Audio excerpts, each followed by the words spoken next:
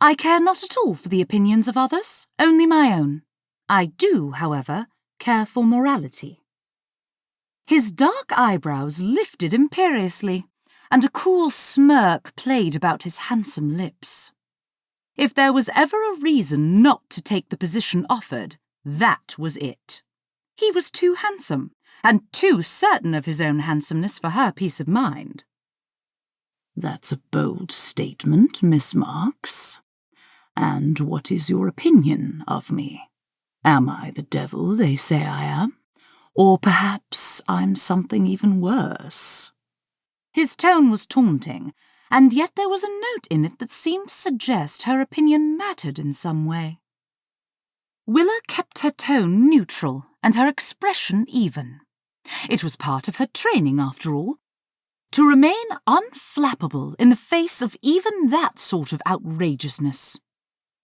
"You are a man, my lord, not a devil, regardless of whatever moniker the gossip-mongers have saddled you with. But I will tell you that I have misgivings about this position. I had them before I came here, and they exist still, in ever-increasing increments." He stepped deeper into the room, his broad shoulders seeming to fill up the space. "I see, Miss Marks. Do go on. I find myself utterly fascinated. I would even hazard to say I am quite enthralled." If he thought she would not give her honest opinion, despite the nature of their acquaintance, he was sadly mistaken. Willa was nothing if not honest. "Your reputation is not based entirely upon unfounded gossip, my lord.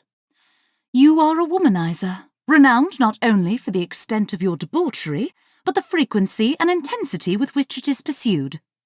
And your drinking, and your gaming, and your fighting and duelling and racing horses and phaetons up and down busy pedestrian-laden thoroughfares. All of these things have been taken to with, I would even hazard to say, unprecedented enthusiasm." The last was uttered in a mocking tone that was laden with reproach. His once amused expression had shuttered, becoming unreadable.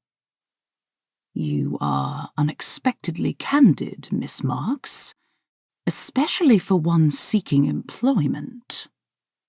He was quite mistaken on that score. She was not there to be interviewed by him for employment, but to interview him to see if she would consent to work for him. She was a graduate of the Darrow School, after all. "I came here today hoping to see something from you that would make me question the veracity of all that I have heard. But I did not.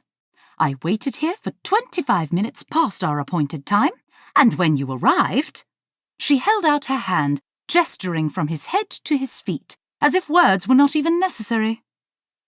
"Oh no, Miss Marks, do not stop now. Your honesty is, well, refreshing isn't the word precisely, but it's at least unique, and I find myself anything but bored in your presence." Her own eyebrows shot skyward at his scathing tone, so she did continue.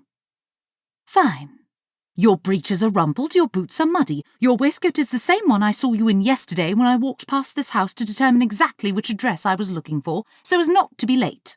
In short, you are ill-prepared to receive me, and that speaks volumes to your character." "There are perfectly reasonable explanations for all of that, Miss Marks," he said in a droll tone. "Surely you would not be so quick to judge." Wilhelmina smiled coolly, but as she spoke there was a definite bite to her tone.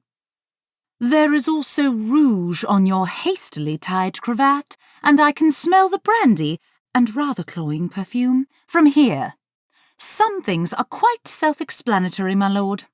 I thank you for the offer of employment, but I must respectfully decline. Good day, my lord."